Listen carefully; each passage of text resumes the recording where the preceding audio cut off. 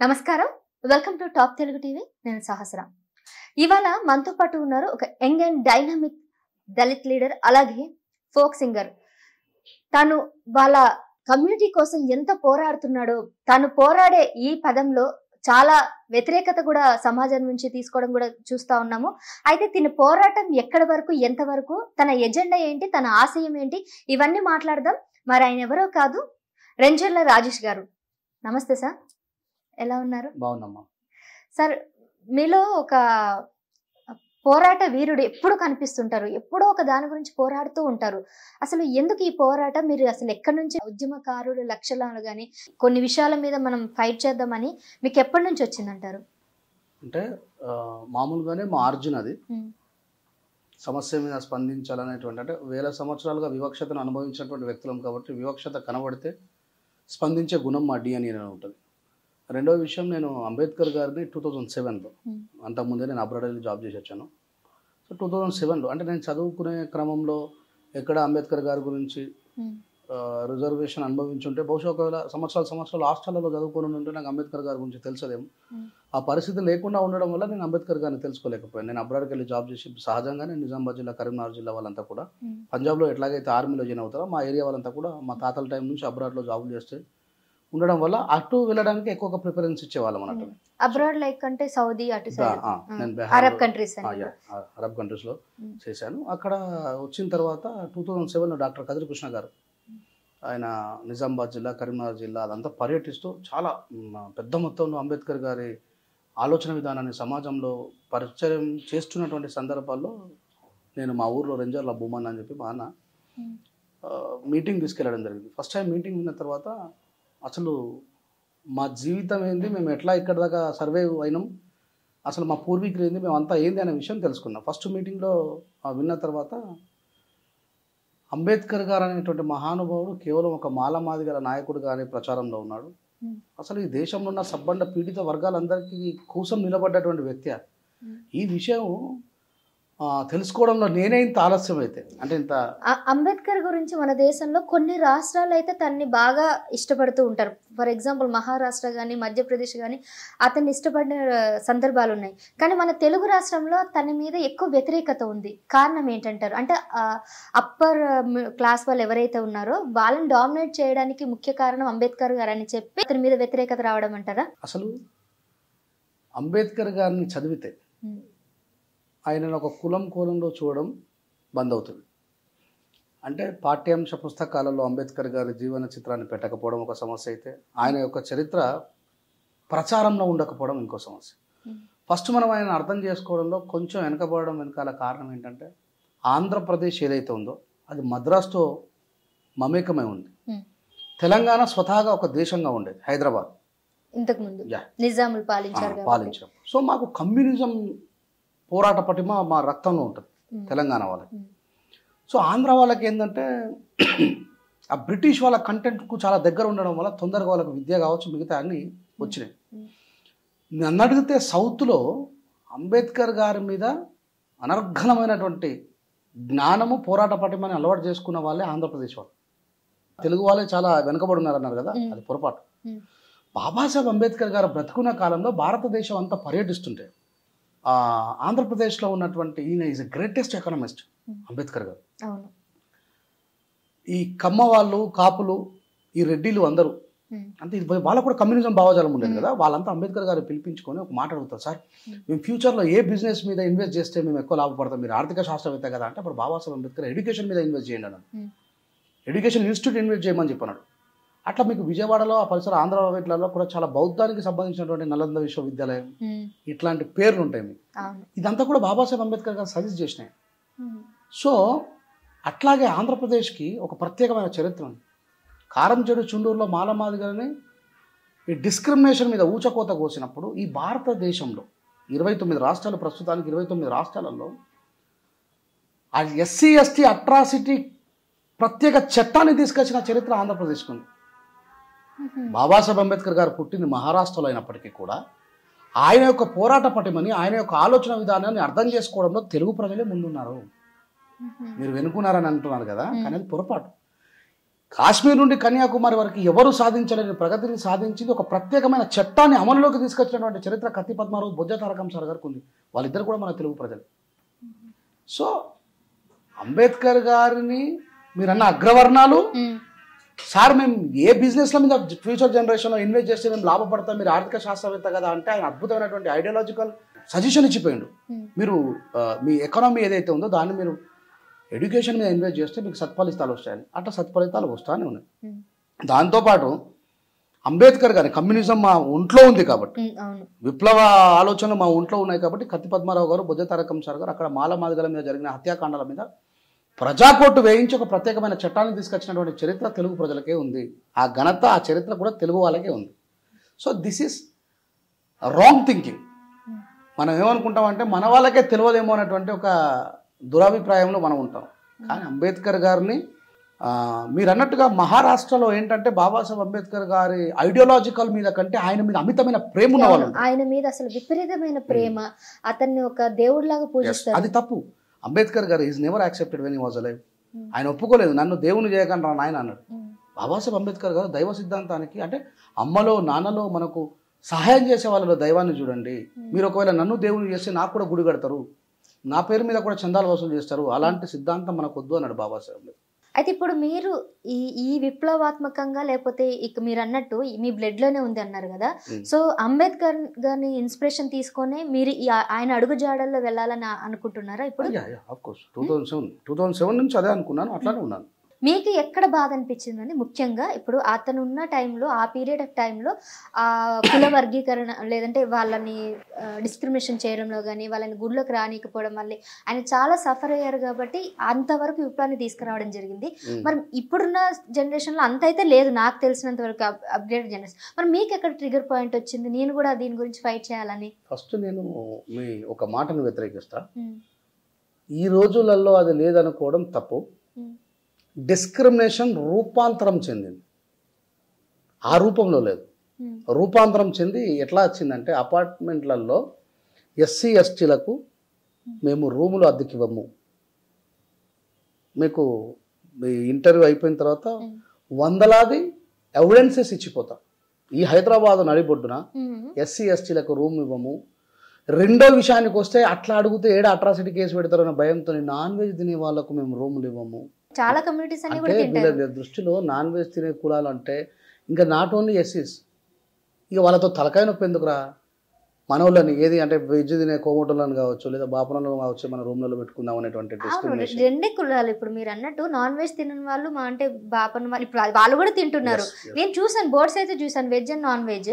కాకపోతే పర్టికులర్ గా మీరు అన్నట్టు అల్ట్రాసిటీ కేసు వేస్తారని అలాంటి పెట్టకూడదని ఈ వంకతో పెడుతున్నారు అనేది నేను ఏకీభవించాను సార్. అంటే మీరు ఏకీభవించకపోవడానికి ఒక కారణం ఉండొచ్చు, నేను ఏకీభవించడానికి వందలాది కారణాలు ఉన్నాయి.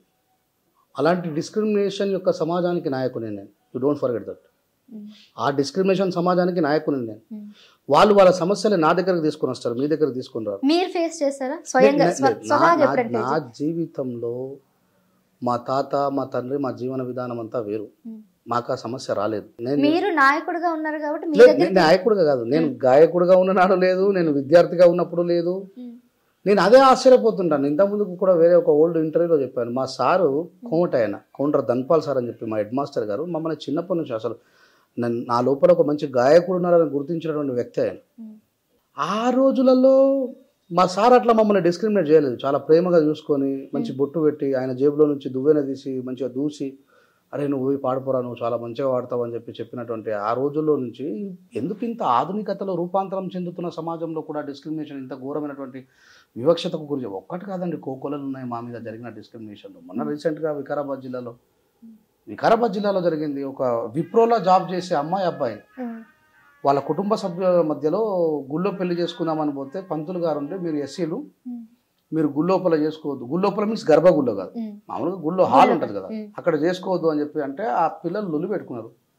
మీకు ఎన్ని డబ్బులు కావాలో చెప్పండి, మీరు ఎందుకు ఇట్లా చేస్తున్నారని చెప్పంటే ఆ లొల్లి జరుగుతుండగా ఆ పంతులు గారు కొడుకు బయటకు తీసుకుపోయి గుడి బయట పెళ్లి చేసిండు. గుడి బయట పెళ్లి చేస్తే వాళ్ళు పొద్దున ప్రెస్ మీట్ పెట్టిండ్రు. అది కాస్త సోషల్ మీడియాలో వైరల్ అయ్యి నా వరకు వచ్చింది. అంతకుముందే మన క్రాంతి సిగ్నేచర్ స్టూడియోలో పనిచేసే ఆ క్రాంతి మన చీకోడి ప్రవీణ్ అన్న ఇంటర్వ్యూ చేస్తూ, అన్న మీరు హిందువులకు అండగా ఉంటారా, హిందువులలో ఉన్న దళితులకు కూడా అండగా ఉంటారా అంటే, నా దళిత సోదరులు ఎవడైనా డిస్క్రిమినేట్ చేస్తే నా దగ్గరకు తీసుకురండి, ఫస్ట్ నేను వాళ్ళ సంగతి చూస్తాను అన్న క్లిప్ నేను చూసి నేను చీకోడి ప్రవీణ్ అన్నకే ఫోన్ చేస్తాను. అన్న మరి ఆ రోజు ఇట్లా అన్నారు, ఇది కేవలం కెమెరా ముందరనే నిజంగా కూడా అట్లా చేస్తారంటే, రాజేష్ నెవర్ అని చెప్పి ఆ ఇన్సిడెంట్ మీద ఆయన రియాక్ట్ అయ్యి ఆ పంతులు గారి భార్యతో నాకు ఫోన్ చేయించిండు. అయ్యా మా భర్త తెలుసో తెలియక, ఒక గుడి పూజారి తెలుసో తెలియక తప్పు చేస్తాడండి, చెప్పండి మీరు. ఒక గుడి పూజారి తెలుసో తెలియక తప్పు చేస్తాడా? మా భర్త తెలుసో తెలియక తప్పు చేసిండు, ఆయన మీ అట్రాసిటీ కేసు పెట్టకండి, మా ఉద్యోగం పీకించకండి, మా ఆయన్ని జైల్లో వేయించకండి అని చెప్పేసి ఆ తల్లి నన్ను బతిలాడితే, పర్లేదులే అమ్మ, ఇలాంటి వివక్షలు ఎదురు కూడా మాకు కొత్త ఏం కాదు, కానీ దయచేసి మీ లోపల మార్పు రావాలనే ఆలోచనతో తప్ప మాకు ఎలాంటి అది లేదు, ఆ వివక్షత భావాజాలని మీ ఆయనను మానుకోమని చెప్పి నేను తిరిగి మళ్ళీ చీకోటి ప్రవీణ్ ఒక కృతజ్ఞతలు చెప్పిన. మీలాంటి హిందువులు అవసరం అన్న ఈ సొసైటీకి. హిందువులందరి కోసం స్పందించే హిందువులు అవసరం. కానీ మీ మాటల్లో హిందువులకు మీరు వ్యతిరేకంగా ఉన్నారని నాకు చాలాసార్లు అనిపించింది. మీరు హిందూ వ్యతిరేకి అండి? నా పేరేందండి? రెంజర్ల రాజేష్ గారు. మరి స్టీఫెన్ ఇంకా ఏదో లేదుగా. అంటే నా భార్య పేరు కల్పన, నా కూతురు పేరు సింధు, ఇంకో కూతురు పేరు సమత, మా నాన్న పేరు రాజన్న. అన్ని తెలుగు సాంప్రదాయం హిందూకి సంబంధించి. అంటే హిందూ అనే సర్టిఫికేట్ బీజేపీ వాళ్ళు ఇస్తారా? లోకల్లో ఉన్న ఎంఆర్ఓ ఆఫీస్ వాళ్ళు ఇస్తారా? హిందువులంటే అంచివేత జరిగితే ఓర్చుకోవన్నా, మమ్మల్ని గుళ్ళోకి రానివ్వకపోతే మీరు అంటరానని చెప్పేసి కేవలం తాగడానికి ఒక నీలకుండను ముడితే, ఉత్తరప్రదేశ్లో జరిగింది కానీ మొన్న సంవత్సరం క్రితమే ఒక విద్యార్థిపై నీలకుండను ముడితే టీచరే తలవాళ్ళ కొట్టి చంపేసింది కదా. మీరు రిపోర్టర్ కదా, మీ దృష్టిలోకి రావా ఇవన్నీ? వస్తాయి మరి. కాకపోతే ఇప్పుడు జనరల్ నేను చెప్తున్నా అంటే, ఈరోజు లేదు నేను బయట జనరల్ కూడా రాజేష్ గారిని ఇంటర్వ్యూ చేస్తున్నానంటే, హిందుత్వాన్ని ఎప్పుడు వ్యతిరేకిస్తారు ఆయన అన్న టాక్ బయట ఉంది. హిందుత్వం పేరు మీద జరిగే అన్యాయాన్ని వ్యతిరేకిస్తారు. మీ అందరి చూసే వాళ్ళ లోపమో లేకపోతే నా శాపమో నాకు తెలియదు, కానీ నేను క్రైస్తవ పాస్టర్ అని కూడా చెడు కూడా ఆడుకున్న వందలాది వీడియోలు ఉన్నాయి. ముస్లిం నన్ను ఎవరైనా వ్యతిరేకిస్తారా? చాలా మటుకు భయపడతారు కదా అందరూ. నేను ఒక పాట రాస్తూ ఏమంటా అంటే, గడ్డాలు పెంచుకొని నెత్తిన టోపీలు పెట్టుకొని జిహాదు అంటున్నారు, జిందగీ బర్బాదు చేసుకున్నారు, విశ్వశాంతిని కోరే ఇస్లాము మాటల అర్థమే మార్చేసిరి, కొందరు గ్రవాదులు చేసే చర్యలకు ఇస్లాము ఇజ్జతంతా తీసిరి అనగలుగుతాడు ఎవడన్నా ఈ మాట? మరి నేను అన్నానే, వాళ్ళ కోపం రాలేదుగా.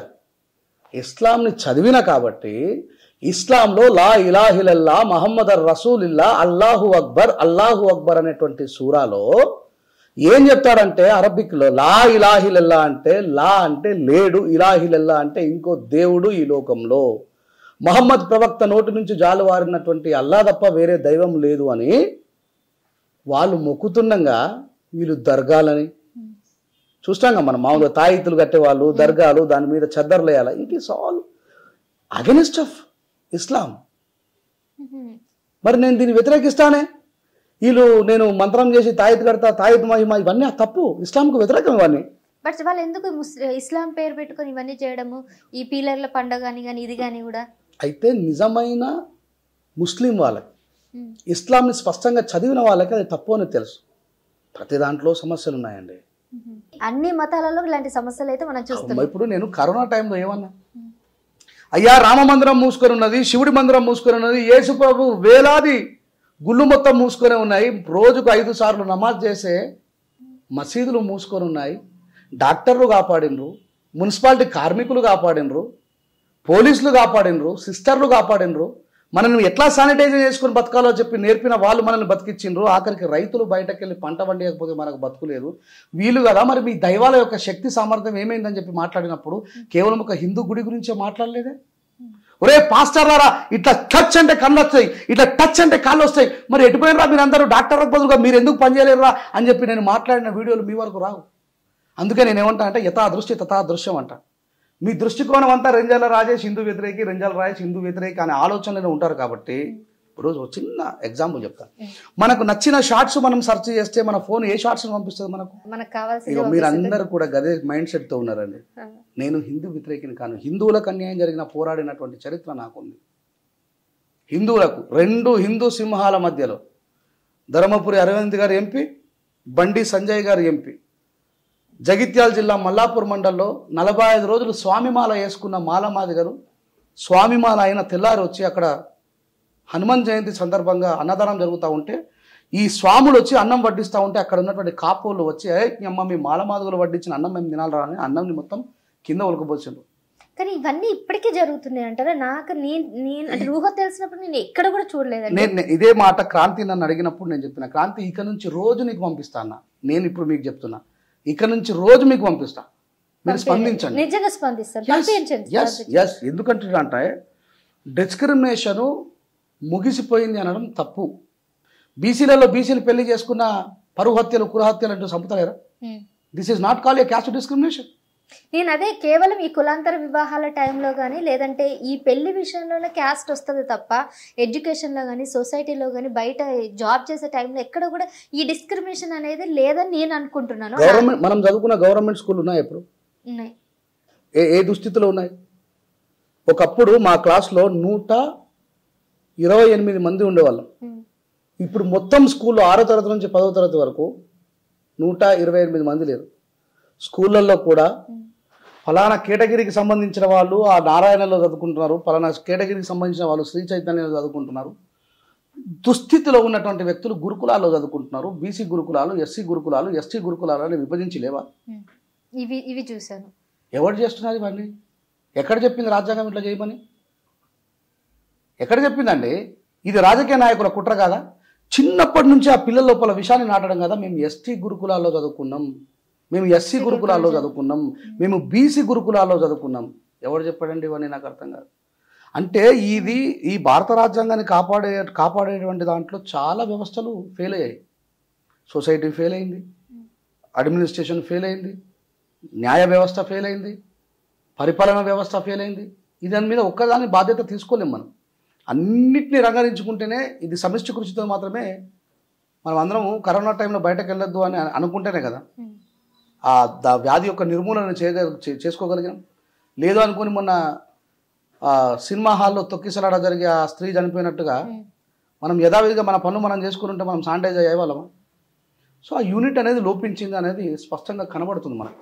కానీ ఎప్పుడైతే మీరు అన్నట్టు ఈ ఎస్సీ ఎస్టీ బీసీ ఇట్లా వర్గీకరించినప్పుడు మీకంటూ స్పెషలైజేషన్, మీకంటూ జాబ్స్ ఇవ్వడం, మీకంటూ కూడా గవర్నమెంట్ ఒక కేటగిరీ ఇవ్వడం వల్ల మీకు వస్తున్నాయి కదండి. ఇప్పుడు ఓసీలకి జాబ్స్ లేకపోవడం, వాళ్ళకి ఉద్యోగ భద్రత లేకపోవడం, లేకపోవడం వల్ల వాళ్ళ ఆర్థిక వ్యవస్థ అంటే వాళ్ళ ఆర్థికంగా బాగుపడడం కూడా జరగట్లేదని వాళ్ళు ఆరోపిస్తున్నారు.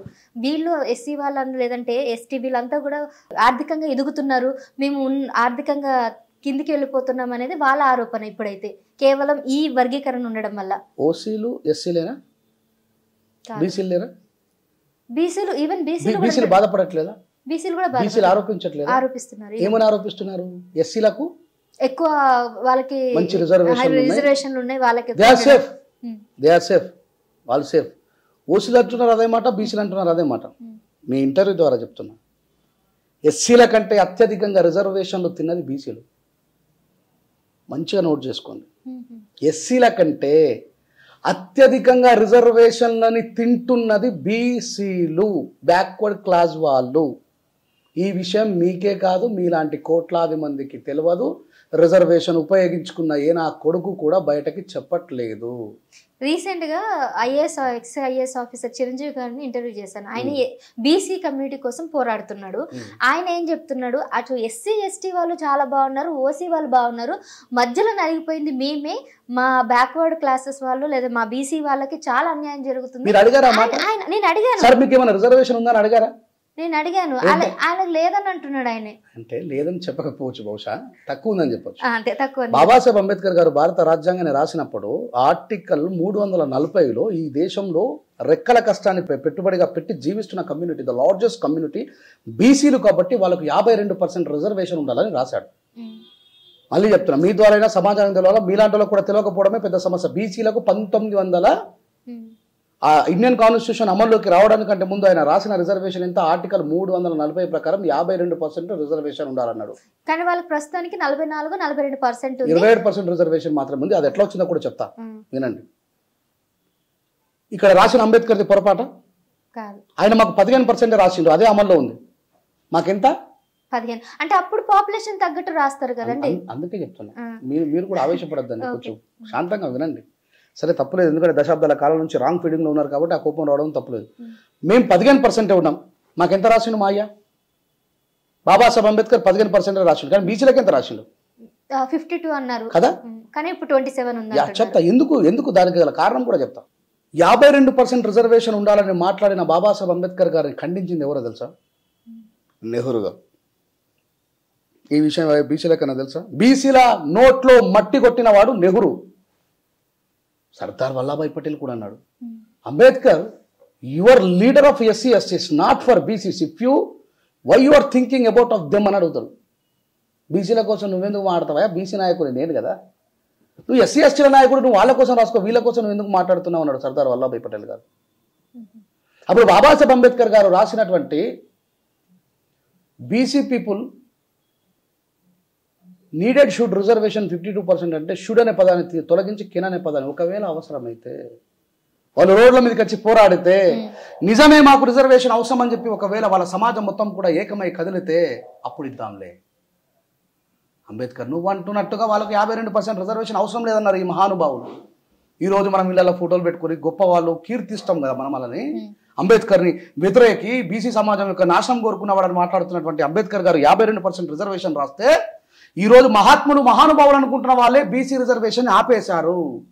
తిరిగి మళ్ళీ మండల్ కమిషన్ ద్వారా పోరాటం మొదలుపెట్టి బీపీ మండల్ గారు 1980లో బీసీ ప్రజలకు రిజర్వేషన్ అవసరం ఉన్నది అని బిల్లు పెట్టి చేస్తే 27% అమల్లో ఉన్నది.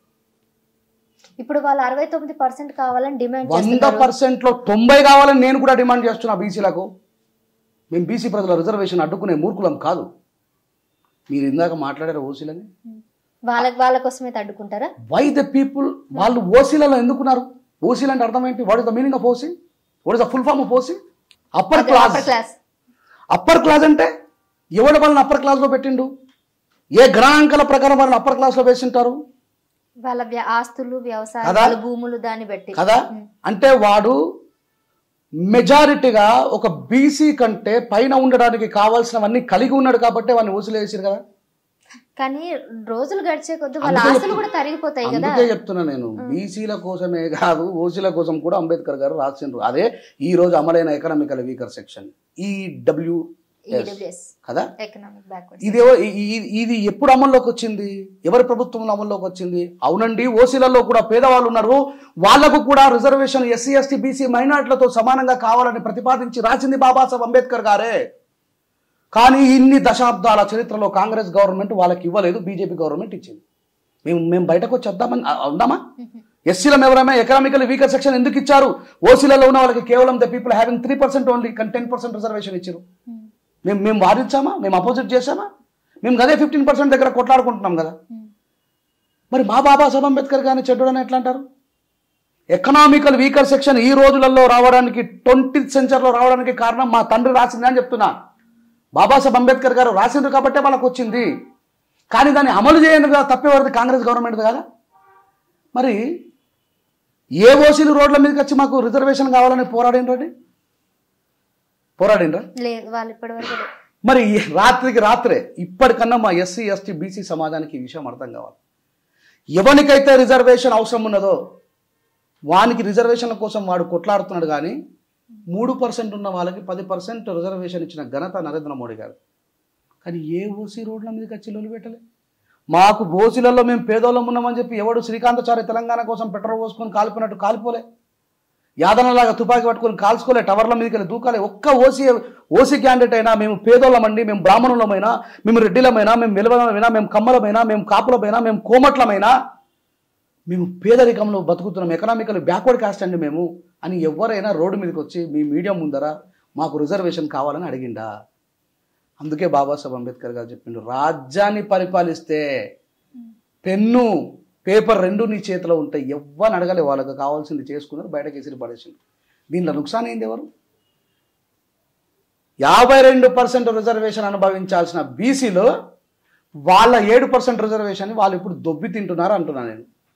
3% ఉన్నారండి లెక్క ప్రకారం 3% ఇవ్వాలి న్యాయంగా అయితే. ఆ 7% బీసీలకు కదా ఇవ్వాల్సింది. కానీ ఇప్పుడు నరేంద్ర మోడీ వచ్చి ఆ 7% వాళ్ళకి ఇవ్వడం వల్ల వీళ్ళకి అన్యాయం జరిగింది. 7% కాదు, 3% ఉన్నోళ్ళు, అడగనోళ్ళు, పోరాడనోళ్ళు, ఆకలితో మనం చెప్పనోళ్ళు, ఏనాడు రోడ్ల మీదకి చరవనోళ్ళు, వాళ్ళ స్వేచ్ఛ కోసం వాళ్ళ దానికోసం పోరాడని వాళ్ళకు అడగకుండా ఇచ్చేసిండు. నరేంద్ర మోడీ గారి ప్రభుత్వమే బీసీ సమాజం మీద డిస్క్రిమినేషన్ చేసిందంట. నేను బీసీలకు ఇవ్వాల్సిన రిజర్వేషన్ని 7% ఎందుకు ఎక్స్ట్రా ఇవ్వాల్సిన అవసరం ఉందండి? ఇది ఏ బీసీ అయినా ప్రశ్నించాడా? ఇంతకుముందు ఎవరో మీరు పోరాడింది అన్నారు, ఆయన ఎవరో నాకు తెలియదు, చిరంజీవులు గారు మరి అడగాలి కదా. అయ్యా నరేంద్ర మోడీ గారు, ఆకలితో అలమటిస్తున్నటువంటి సమాజం మాది సార్. 1980లో మా బీపీ మండల్ గారు పోరాటం చేసినటువంటి ఆ సబ్మిషన్ ద్వారా వచ్చినటువంటి 27% రిజర్వేషన్ 50 చేయండి. నేను కూడా బీసీల కోసం పోరాడతా. బీసీలకు 27% రిజర్వేషన్ నుంచి 50% రిజర్వేషన్ రావాలని ఒక ఎస్సీనైనా నేను కూడా వాళ్ళకు మద్దతుగా పోరాడతానంటున్నాను. ఎందుకంటే I knows very well BC సమాజం ఎంత అస్తవ్యస్తమైనటువంటి జీవితాలు జీవిస్తున్నదో వాళ్ళకు న్యాయం కావాలని అంటున్నా. యాజ్ అంబేద్కరేట్గా నేను మా సమాజం కోసమే కాదు బీసీ సమాజం కోసం కూడా పోరాడతానంటున్నా. కానీ బీసీ సమాజానికే సోయి లేదు. నాకు తెలిసి ఒక తీర్మానం మళ్ళీ తప్ప దాని గురించి ఎవరు మాట్లాడలేదు. బీసీలకు ఇంత అన్యాయం జరుగుతుందా నాయన? కొంతమంది ఉన్నారు, బట్ లైమ్ లైట్ లోకి రావాలి స్టిల్. కాకపోతే బీసీ సో ఇప్పుడు మీకు అర్థమైందా? అంబేద్కర్ కేవలం ఎస్సీలకు రిజర్వేషన్ ఇచ్చిన 27% రిజర్వేషన్ అమల్లో ఉన్నటువంటి కారణం ఎవరు? అంబేద్కర్ గారు. మరి ఇప్పుడు ఓసీలకు కూడా రిజర్వేషన్ ఇచ్చిడా లేదా అంబేద్కర్ గారు? దాన్ని అమలు చేయని ప్రభుత్వం తప్ప అంబేద్కర్ తప్ప? చెప్పండి కదా, ప్రభుత్వం తప్పే కదా. దీన్ని బట్టి మీ ద్వారా అర్థం కాదు, అందుకే చదువుకోమని చెప్తా. సో మీ ద్వారా అయినా సరే అంబేద్కర్ అనే వ్యక్తి కేవలం ఒక కులానికి సంబంధించిన వాడు కాదు, అందరి కోసం రాసిండు అనే విషయం నాకు చాలా బాధ అనిపించే విషయం ఏంటంటే వీఆర్ ఆల్ ఇండియన్స్. మనకు కనీసం ఇండియన్ ప్రియంబుల్ తెలియదండి. అందరం చదువుకున్నామే. ఎంత దుర్మార్గం తెలుసా? ఇండియన్ ప్రియంబుల్ తెలియకపోవడం అంటే దేశద్రోహులమనే అర్థం. మీరు ఏ దేశానికన్నా వెళ్ళండి, 10 ప్రాథమిక సూత్రాలు తెలుసుకోవాలి ఆ దేశంలో మనం బ్రతకాలంటే. ఇక్కడ నుంచి మనం యూరోప్ వెళ్ళినా, ఇక్కడ నుంచి మనం అబ్రాడ్స్కి వెళ్ళినా, మన అరబిక్ దేశాలకు వెళ్ళినా అక్కడ కూర్చోబెట్టి ఫస్ట్ డేనే చెప్తారు, రే ఈ దేశంకు ఉన్నటువంటి ఒక ప్రధానమైన మౌలిక సూత్రాలు ఇవి. బురకా వేసుకుని ఆడదాన్ని గుచ్చి చూడొద్దు, వాకబుల్ బ్రిడ్జ్ ఉండగా నువ్వు రోడ్ క్రాస్ చేయొద్దు, ఇక్కడ ఎక్కువ సమూహాలు ఉండకూడని చోట మీరు ఎక్కువగా గుంపులుగా ఉండొద్దు, పబ్లిక్ ప్లేస్లో సిగరెట్ పట్టద్దు. ఈ దేశంలో పుట్టినవాడు ఈ దేశం రూల్ పాటించాడు, కానీ ఆ దేశానికి పోయినాక మాత్రం ఖచ్చితంగా సచ్చినట్టు పాటిస్తాడు. మరి ఈ దేశంలో పుట్టినటువంటి మీరు 100 మందిని కూర్చున్నట్టు ఇండియన్ ప్రియంబుల్ చదువుకొని చెప్పండి చూద్దాం. ఎవరికి రాదు. అందుకే చెప్తున్నా, దేశద్రోహులని మనం దేశభక్తులని అనుకుంటాం. మళ్ళీ చెప్తున్నా, బీసీ రిజర్వేషన్ రాసింది బాబాసాహెబ్ అంబేద్కర్. బీసీ రిజర్వేషన్ అడ్డుకున్నటువంటి దేశద్రోహులు, సమాజ ద్రోహులు వాళ్ళు. చదువుమంటే చదవరు. సరే, ఇందాక నరేంద్ర మోడీ గారు మీరు చెప్పినట్టు 3% ఉన్న వాళ్ళకి ఓసీలకి 7% పెంచి 10% చేశారు అడగకపోయినా అన్నారు. మరి ఇప్పుడు అదే నరేంద్ర మోడీ మీకు వ్యతిరేకత అని మీరు అంటున్నారు. కానీ ఎస్సీ వర్గీకరణ విషయంలో ఆయన ఏబిసిడి వర్గీకరణ చేయడానికి మన హైదరాబాద్ లో ఆయన రావడం జరిగింది. సో ఇన్ కేసు ఆయన వ్యతిరేకత అయితే మీకు సపోర్ట్ చేయడానికి రారు కదండి. నరేంద్ర మోడీ గారికి దమ్ముంటే, గట్స్ ఉంటే, తెలివి ఉంటే గీడ కాంగ్రెస్ గవర్నమెంట్ ఉన్న జాగాలో లొల్లి పెట్టుడు ఎందుకండి? అలా బీజేపీ ఉన్న ఉత్తరప్రదేశ్లో ఏమనండి? యోగి ఆదిత్యానంద్ గారి పరిపాలనలో కొనసాగుతున్న ఆయనకు అత్యంత ఇష్టమైనటువంటి ప్రియ శిష్యుడు ఒక్కసారి మాయావతి గారి విప్లవం ఏందో చూస్తారు, చేయమన్నాడా? కాంగ్రెస్ గవర్నమెంట్ ఉన్న జాగాలో లొల్లి పెడతావు అంటే ఆ మాత్రం అర్థం చేసుకున్నంత పిచ్చోళ్ళమా మేము? ఏబిసిడి వర్గీకరణ చేయడం నరేంద్ర మోడీ గారి వల్ల కాదు కదా, వాళ్ళ బాపు వల్ల కూడా కాదు.